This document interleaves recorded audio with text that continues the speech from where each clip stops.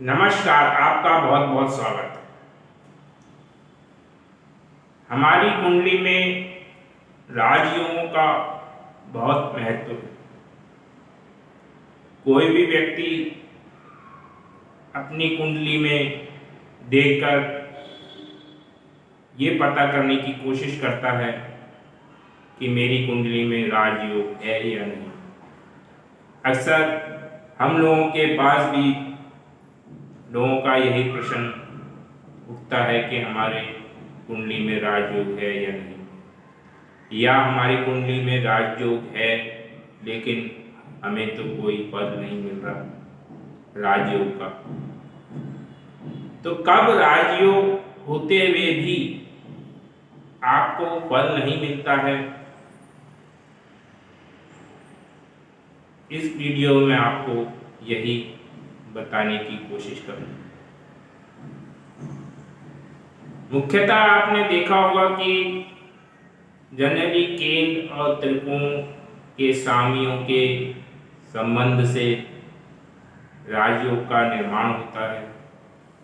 यानी कि अगर त्रिकोण का सामी केंद्र में चला जाए या केंद्र का सामी त्रिकोण में चला जाए या केंद्र के सामी त्रिकोण के सामी के बीच संबंध बने, चाहे वो युति संबंध हो, दृष्टि संबंध हो या राशि परिवर्तन संबंध हो, तो हम कहते हैं कि ये राजयोग। इसके अलावा अन्य राजयोग भी होते हैं, पंच महापुरुष राजयोग, विपरीत राजयोग, नीच भंग राजयोग।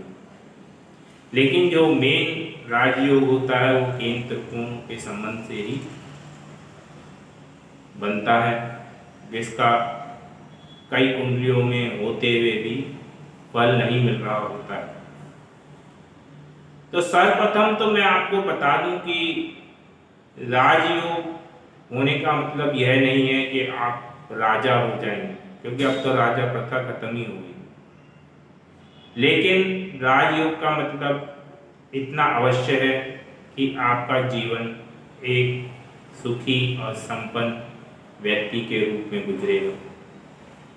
लेकिन उसके साथ धन योग भी होना जरूरी है, क्योंकि सुख और संपन्नता के लिए धन की आवश्यकता भी होती है। तो अगर कुंडली में धन योग नहीं है और केवल राजयोग ही है, तब आपको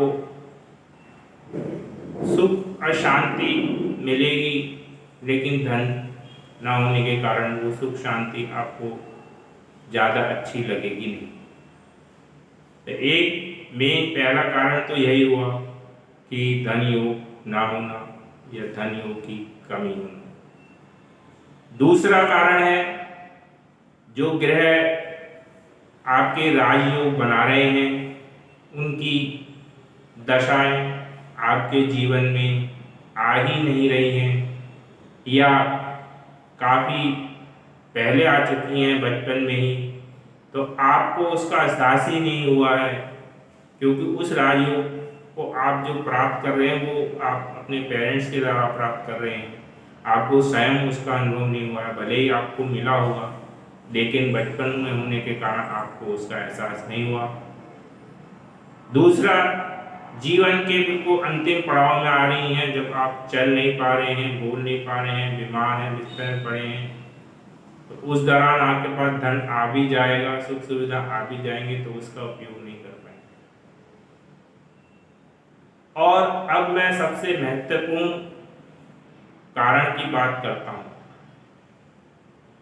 कोई भी अगर आपका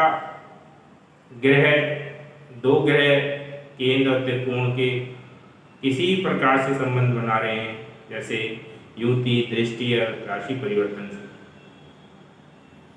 अगर वो अच्छे भाव में नहीं बन रहा है तो उसका असर भी राजयोग पे पड़ता है।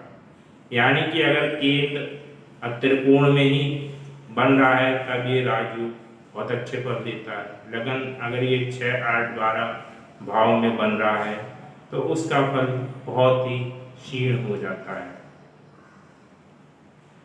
उसके अलावा अगर ये केंद्र और त्रिकोण में भी बन रहा है, केंद्र में ही बने या त्रिकोण में ही बने, तब भी ये आपको अच्छे फल नहीं दे पा रहा है, तो इसका एक कारण जहाँ ये बन रहा है उस भाव के स्वामी का कमजोर होना, यानी कि डिपॉजिटर, इसको डिपॉजिटर कहते हैं। जहाँ भी ये योग बन रहा है, जिस भाव में बन रहा उसका स्वामी अगर कमजोर हो गया तो आपको राजयोग का फल नहीं मिलेगा, क्योंकि ग्रह की शक्ति डिपॉजिटर पे डिपेंड करती है। ग्रह चाहे कितना भी शक्तिशाली हो, अगर डिपॉजिटर कमजोर है, स्वामी उसका कमजोर है, तो वो ताकतवर नहीं रह जाता है।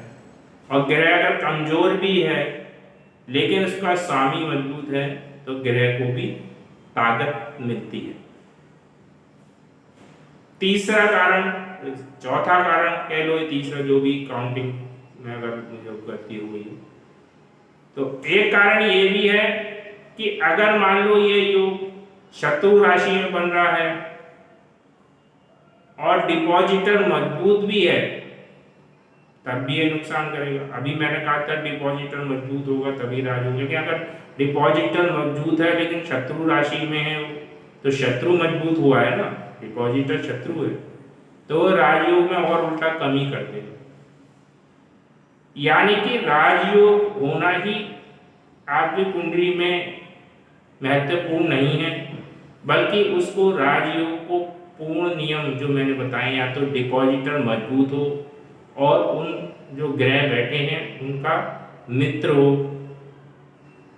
केंद्र त्रिकोण में बन रहा हो, पूरे भाव में ना बन रहा हो, और साथ में धन योग भी हो, तभी राजयोग का फल आपको पूर्ण रूप से मिलेगा। वही व्यक्ति ऊंचाइयों पे पहुंचेगा, टॉप पे पहुंचेगा, जिसमें जितने ज़्यादा ये कंडीशन फुलफिल रहेंगी। नहीं तो केवल आप राजयोग ही देखते रहेंगे और सोचते रहेंगे मेरी तो दशा निकल भी गई, मुझे तो कोई फायदा इस राजयोग का नहीं मिला। और आपको एक पंच महापुरुष राजयोग के बारे में कई आपने सुना है कि कोई भी शुभ ग्रह अगर केंद्र में हो, मैं सामित की बात नहीं कर रहा, कोई भी शुभ ग्रह केंद्र में हो तो शुभ फल देता है, अशुभ ग्रह केंद्र में हो तो अशुभ फल देता है। लेकिन अशुभ फल देने वाला यानी कि अशुभ ग्रह, क्रूर ग्रह, पापी ग्रह जो कि केंद्र में अशुभ फल देता है, अगर अपना स्वराशि का हो या उच्च राशि का हो तो वो भी राजयोग देता है, जिसे पंच महापुरुष राजयोग कहते हैं। जैसे कि शनि अगर स्वराशि का या उच्च राशि का ना हो, तब केंद्र में हो, तब तो वो बुरे फल आपको देगा, लेकिन स्वराशि और उच्च राशि का हो तब वो आपको शश नामक राजयोग आपका बना देगा। उसी प्रकार अशुभ ग्रह मैंने बताया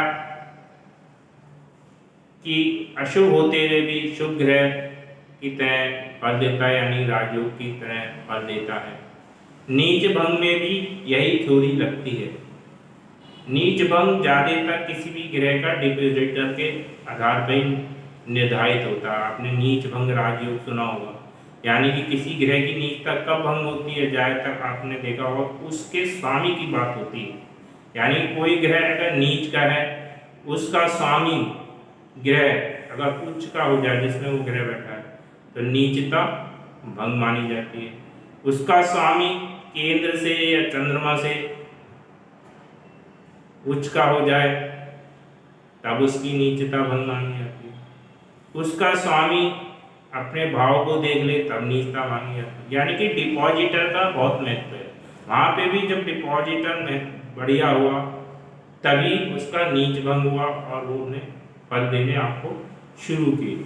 यानी कि किसी भी राजयोग को देखने के लिए किस भाव में बन रहा है, शत्रु राशि या मित्र राशि का है या केंद्र त्रिकोण में है, दशा कब चल रही है, निकल गई है या बहुत आखिर में है, तो इन सब फैक्टरों को देखने के बाद ही आप राजयोग के फल अच्छे मिलेंगे या बुरे मिलेंगे ये जान सकते हैं।